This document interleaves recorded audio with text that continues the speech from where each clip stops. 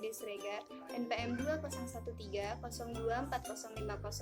dari Fakultas Keguruan dan Ilmu Pendidikan, Prodi Pendidikan Biologi kelas B.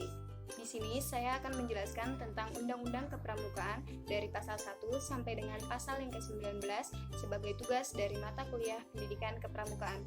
Pendidikan kepramukaan merupakan salah satu pendidikan non-formal yang menjadi wadah pengembangan potensi diri serta memiliki akhlak mulia, pengendalian diri, dan kecakapan hidup untuk melahirkan kader penerus perjuangan bangsa dan negara. Gerakan Pramuka adalah organisasi yang berasaskan Pancasila yang dibentuk oleh Pramuka untuk menyelenggarakan pendidikan kepramukaan. Gerakan ini dilakukan melalui 1. Pendidikan dan pelatihan pramuka, 2. Pengembangan pramuka, 3. Pengabdian masyarakat dan orang tua, dan yang keempat, permainan yang berorientasi pada pendidikan. Gerakan Pramuka sendiri diatur dalam Undang-Undang Nomor 12 Tahun 2010 yang disahkan oleh Presiden Susilo Bambang Yudhoyono di Jakarta pada tanggal 24 November tahun 2010. Undang-undang tersebut menjadi dasar hukum bagi semua komponen bangsa dalam penyelenggaraan pendidikan kepramukaan yang bersifat mandiri, sukarela, dan non-politis dengan semangat Bhinneka Tunggal Ika untuk mempertahankan kesatuan dan persatuan bangsa dalam wadah Negara Kesatuan Republik Indonesia. Adapun isi Undang-Undang Nomor 12 Tahun 2010 yaitu Bab 1 tentang ketentuan umum.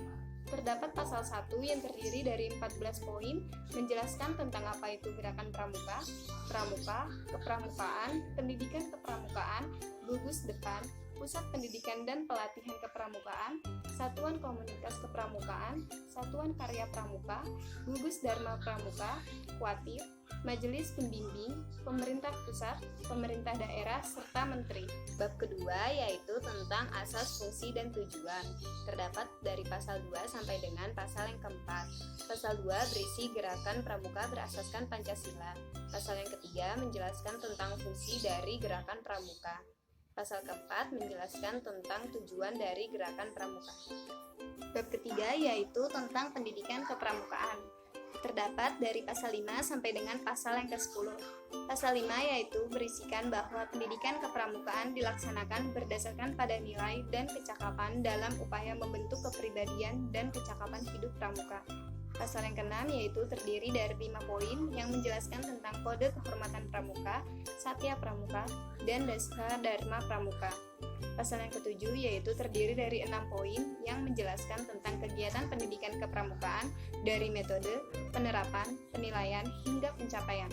Pasal yang ke-8 yaitu terdiri dari 2 poin menjelaskan tentang nilai kepramukaan. Pasal ke-9 berisi tentang kecakapan umum dan khusus pada hidup pramuka. Dan terakhir pasal ke-10 yaitu terdiri dari 3 poin yang menjelaskan tentang sistem Among pada kegiatan pendidikan kepramukaan. Yang kedua yaitu tentang jalur dan jenjang terdapat pada pasal 11 dan 12. Pasal 11 menjelaskan tentang pendidikan kepramukaan dalam sistem pendidikan nasional. Pasal yang ke-12 menjelaskan tentang jenjang pendidikan kepramukaan mulai dari siaga, penggalang, penegak, dan pandega. Bagian ketiga tentang peserta didik, tenaga pendidik, dan kurikulum. Terdapat dari pasal 13 sampai dengan pasal yang ke-15. Pasal 13 terdiri dari 3 poin yang menjelaskan tentang warga negara dan peserta didik pada pendidikan kepramukaan sebagaimana mestinya. Pasal yang ke-14 yaitu terdiri dari 3 poin yang menjelaskan tentang tenaga pendidik dalam pendidikan kepramukaan mulai dari pembina, pelatih, pamong, dan instruktur.